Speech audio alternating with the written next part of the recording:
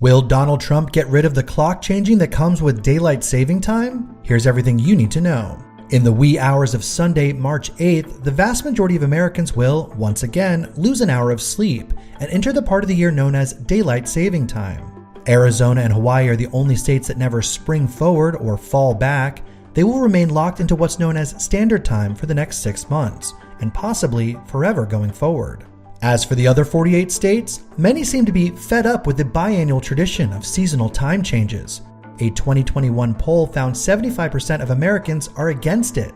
Another poll from CBS News and YouGov found the majority surveyed, 46%, want permanent daylight saving time, meaning it would stay lighter later all year long.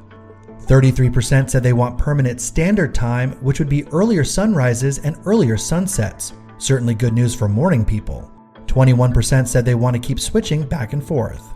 In his last public statement on the issue in April 2025, President Trump vowed in an X post that he'd work with the Republican Party to eliminate daylight savings time, calling it inconvenient and very costly to our nation.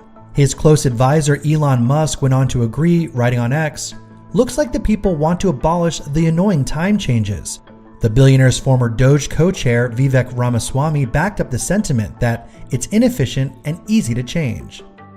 Now, close to a year later, it remains to be seen what exactly the Trump administration will do to make it official, and whether or not they'd support permanently turning the clocks forward or backward.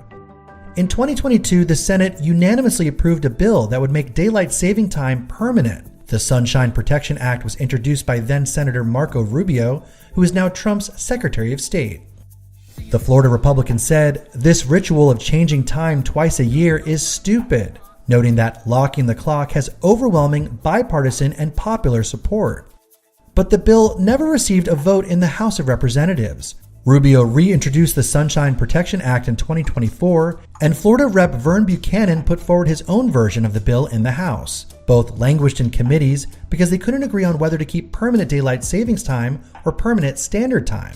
Where you fall in the debate might depend on your geography. 7 states, Connecticut, Illinois, Iowa, Maine, Maryland, North Carolina, and Pennsylvania, have all proposed observing daylight savings time year-round. Meanwhile, 15 other states are pushing to make standard time permanent, including Arkansas, California, Idaho, Indiana, Kansas, Kentucky, Nevada, New Jersey, North Dakota, Oregon, Pennsylvania, South Dakota, Utah, Washington, and West Virginia.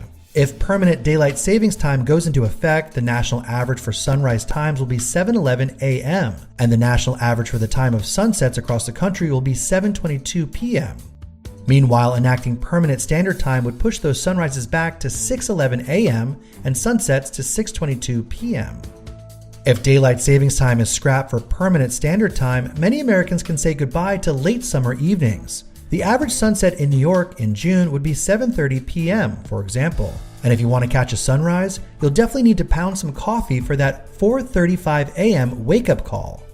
Right now, time zones and time changes are federally regulated, but if Congress ultimately lets states decide to do their own thing, taking a road trip across state lines will be as confusing as Back to the Future. The origins of daylight saving time date back to World War I, when the Standard Time Act of 1918 was passed in an effort to conserve energy for the war effort. A half a century later, the Uniform Time Act of 1966 standardized it and stated clocks would advance 1 hour at 2 a.m. on the last Sunday in April and turn back 1 hour at 2 a.m. on the last Sunday in October.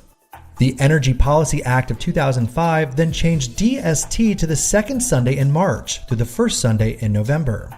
It's a common myth that seasonal time changes were created by the agriculture industry to allow workers more daylight to tend to their crops and livestock. In fact, many farmers oppose a time change because it disrupts their carefully orchestrated schedules. Either way, experts agree that the back and forth disrupts sleep patterns and negatively affects mental and physical health.